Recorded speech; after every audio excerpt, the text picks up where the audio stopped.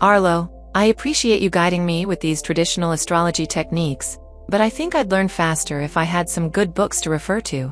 I'm tired of bickering over every point. Ah, Ella, your debates are what keep us on our toes, but I understand, sometimes it's best to turn to written sources, especially if you are looking for a deeper dive. Yes, well, I'm actually finding value in traditional astrology now, so I'd like a roadmap, books that cut through the noise. By the blazing constellations. Ella, you've come to the right person. I've read stacks of books, some brilliant, some best forgotten. There are countless titles out there, but we only have so much time to explore them all. Exactly my point. Most students get lost looking for the right one. I know you've devoured nearly every major text. Can't you just name 5 must-read books for us to study? Only 5? You twist my arm. But fine, these recommendations will start you on your path to mastering traditional astrology.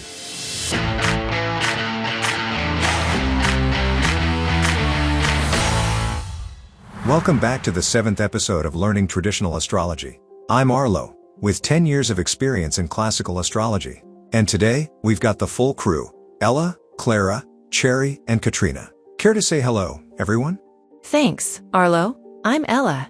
I've been studying modern astrology for 3 years, but I'm still adjusting to traditional methods. I'm Clara. I approach traditional astrology with the mindset of a historian. It's fascinating how it ties into broader cultural history. I'm Katrina, the newest member here. I'm excited to dive deep into the foundational texts. Traditional astrology feels like unlocking hidden knowledge. Hello everyone. I'm Cherry, your robotic assistant, always ready with quotes and references. Great. Today, we're exploring books I believe are essential for every serious student of traditional astrology. You've read almost every book out there, Arlo. Don't be modest. We need your best recommendations. How many books are you recommending? 5. But remember, every student's journey is unique, so this list reflects my experience. I'm ready. I want to start with a strong foundation. All right. What's the first book? My first recommendation is Introductions to Traditional Astrology by Abu Mashar and Al-Kabisi, translated by Benjamin Dykes. It's a translation of 2 classic introductory works, essential for understanding the basics. Abu Mashar and Al-Kabisi, medieval astrologers? Are these works still relevant today? Absolutely. This book contains 2 short but powerful works, Abu Mashar's abbreviation of the introduction and Al-Kabisi's introduction to the science of astrology. They cover the core principles of traditional astrology: planets, signs, houses, essential dignities, planetary conditions, and even Arabic lots. Abu Mashar was hugely influential during the medieval period, wasn't he? Didn't he begin studying astrology later in life?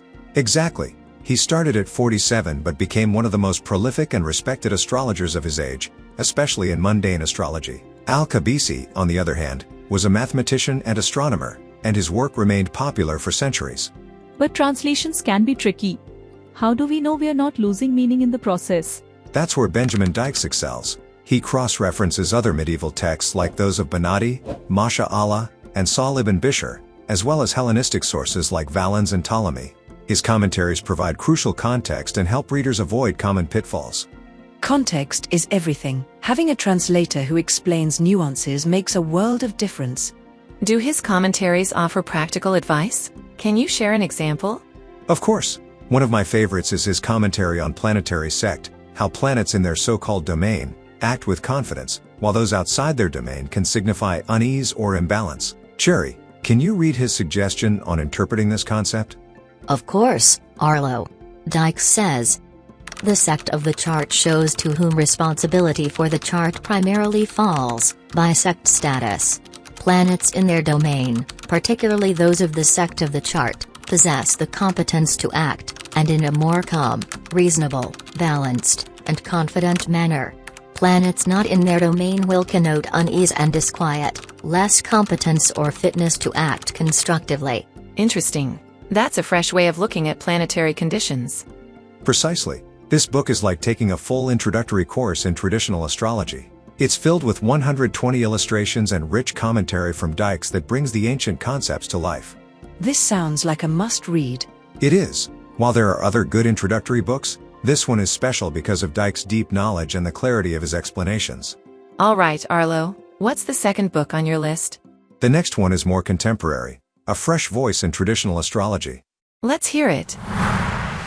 Alright, moving on to my second book recommendation, Mastering Traditional Astrology, A Depth of Beginning in the Celestial Art by Michael A. Bryan. This one was published in 2023 and is an impressive, comprehensive guide. It doesn't just focus on astrology, it covers astronomy and philosophy as well. Astronomy? Really, Arlo? Do we need to dive into astronomy to learn traditional astrology? By the blazing constellations, absolutely. Understanding astronomy is crucial. Traditional astrology is grounded in an ancient worldview, and the birth chart is essentially a map of the heavens. Without knowing how the sky works, you're missing half the picture. So what exactly does this book cover? Is it similar to Dyke's work, or does it offer something new? It covers all the core concepts, planets, signs, houses, essential dignities, sect, receptions, and accidental dignities. But what truly sets this book apart is its practical section on horary astrology. Imagine answering specific, pressing questions like, will I get this job? Or where did I lose my keys? Horary astrology is all about casting a chart for the exact moment a question is asked, and this book walks you through real-life examples step by step. Real examples? That's useful. A lot of books stick to theory and leave you hanging when it comes to application. Exactly. Bryan's approach is practical while staying true to tradition. I've been refining my own techniques using this book. What traditional texts does Bryan rely on for his interpretations? Great question, Clara. He draws from a wide range of classical sources: Ptolemy, Firmicus Maternus, Al-Biruni, Ibn Ezra, and Renaissance astrologers like Johannes Schuna and John Gadbury. It's a solid blend of ancient and medieval perspectives. Wow, that's a serious scholarly foundation. It sounds like Bryan has done his homework. He has. That's why this book made it to our list. What's interesting is that Bryan also introduces the modern planets, Uranus, Neptune, and Pluto, which he incorporates into his practice. So we can use the modern planets alongside traditional techniques? That's encouraging. Not so fast, Ella. My recommendation is to avoid them, at least while you're immersing yourself in the traditional framework. Here in our series, we won't be using the modern planets. Bryan focuses primarily on traditional techniques, and that's what we'll do too. Fair enough. It makes sense to get a solid grasp of traditional methods before bringing in other elements. This book sounds like the perfect next step for me. I like the mix of history, philosophy, and real-world examples. All right, Arlo. So far, you've given us 2 introductory books. What's next? I hope it's something beyond another introduction. You're absolutely right, Ella. The next book is more comprehensive and takes us deeper into traditional astrology. Let's raise the bar. Our next must-read is On the Heavenly Spheres by Helena Avelar and Luis Ribeiro. Published in 2010, this book became one of my go-to resources for learning traditional astrology. It's comprehensive and incredibly practical. Comprehensive, huh? Does it really cover everything? Or is it another one of those books that skim the surface without going into enough depth? By Saturn's stern gaze. It's far from superficial. This book takes you through the whole journey, starting with the traditional worldview and history, then diving into the elements, birth chart basics, planets, signs, essential dignities, aspects, houses, planetary conditions, and more. It even covers the Arabic parts and fixed stars. Sounds like it's perfect for natal astrology. So, after reading this, someone could actually start analyzing and interpreting birth charts? Exactly, Katrina. It's structured in a way that equips you to start practicing natal astrology right away, if you're disciplined enough, of course. Does it reference traditional authors like Ptolemy or Benatti, or is it more of a modern reinterpretation? Good question. This book is more of a practical how-to guide. It doesn't dwell on quoting traditional texts at length but distills knowledge from classical authors like Ptolemy, Ibn Ezra, Benatti, and William Lilly. It's laid out in textbook format, designed to be easy to follow. Practical is nice, but when the information is presented too straightforwardly, you're bound to have questions. What if students need clarification on the concepts?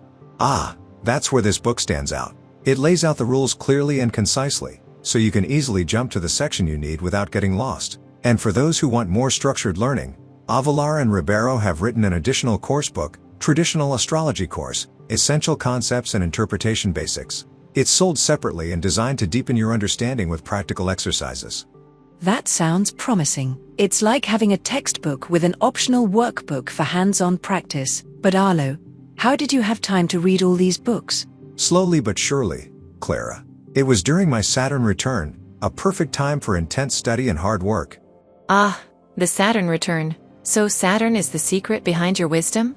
Absolutely. I'm Saturnian at heart. Hard work, structure, and a bit of patience.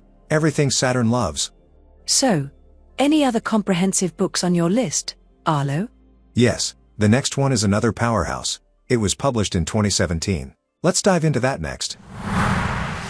The next book on our list is the groundbreaking Hellenistic Astrology, The Study of Fate and Fortune by Chris Brennan. Published in 2017, this book shook the astrology world. It's nearly 700 pages of pure gold, covering the origins of Hellenistic astrology, its history, and every known Hellenistic astrologer, from Hermes Trismegistus to Rhetorius of Egypt. It dives deep into the philosophy behind traditional astrology, and provides a detailed exploration of planets, signs, houses, aspects, and whole sign houses.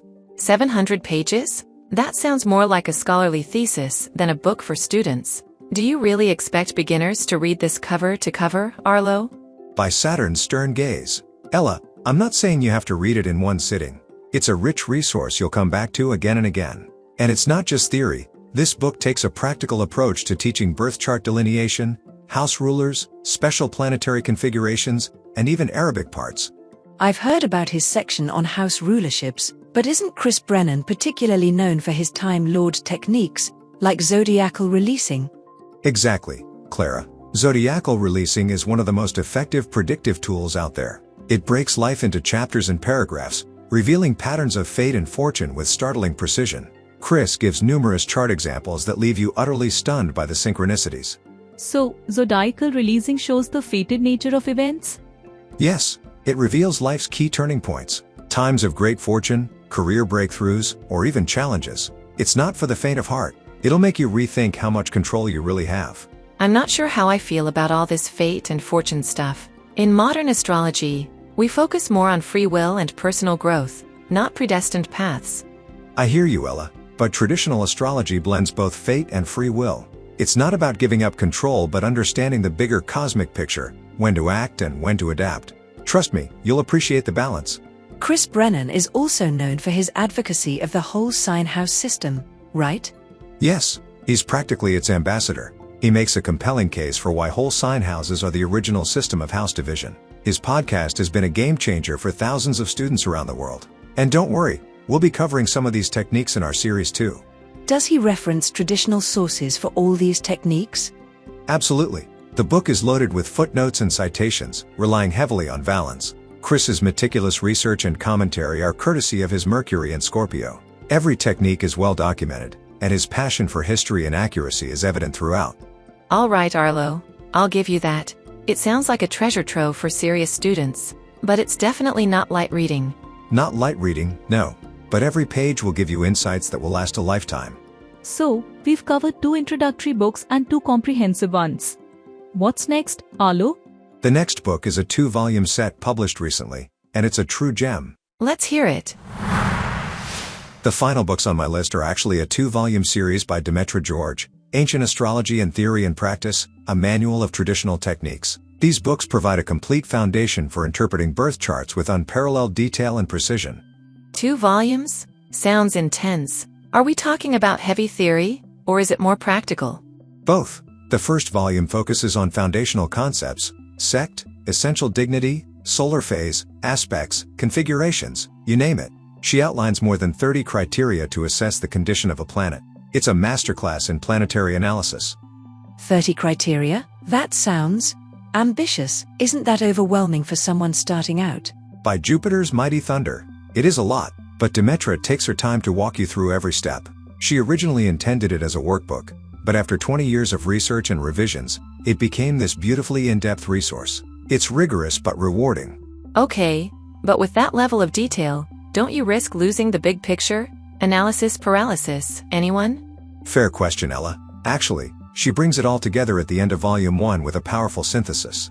She fully delineates 2 birth charts, Jacqueline Kennedy and Pablo Picasso, demonstrating how to integrate all those criteria into a cohesive narrative. It's incredibly illuminating. Jacqueline Kennedy and Picasso? So, we can apply this to our own charts too, right? Absolutely, Katrina. She even offers a grading system for each criterion to objectively evaluate a planet's condition. There are exercises you can apply directly to your own birth chart. And Volume 2? Volume 2 takes things to the next level. It focuses on delineating planetary meanings in the context of the 12 houses. She explores the core meanings of each house and shows how different areas of life are connected through planetary rulership. An entire volume just on houses and rulers? Okay, I'm starting to understand how deep traditional astrology goes. You're right to be amazed. Demetra focuses primarily on Hellenistic astrology, but she draws on medieval, Renaissance, and even modern sources to provide a broad perspective on house meanings. That's a smart approach. It's nice to see how these house meanings evolved over time. Any other advanced concepts in Volume 2? Yes, she covers chart rulers, particularly the Master of the Nativity. Master of the Nativity? Sounds dramatic. What is that? It's a key concept in Hellenistic astrology. It's the single most important planet that governs a person's overall life direction and success. Calculating it can be tricky because there are multiple techniques to determine it, but once you do, it offers profound insight. Now I'm curious. I want to find out what my Master of the Nativity is. You absolutely should. Once you've worked through these books, you'll know exactly how to calculate it and use it in your interpretations. Arlo, these 5 books you've recommended, each one is like an entire course on its own. This is quite the reading list for anyone serious about traditional astrology. By Jupiter's mighty thunder. You're right, Ella. These books are true treasures for anyone wanting to dive deep. And with steady progress, anyone can master the art of traditional astrology. We hope you're as excited as we are. Check out these books, take your time, and let us know in the comments which ones you've already read or plan to get. Don't forget to like, subscribe, and share your thoughts. What books do you recommend? What topics would you like us to explore next? Until next time, keep learning and keep exploring. Bye. Transmission complete. See you next time.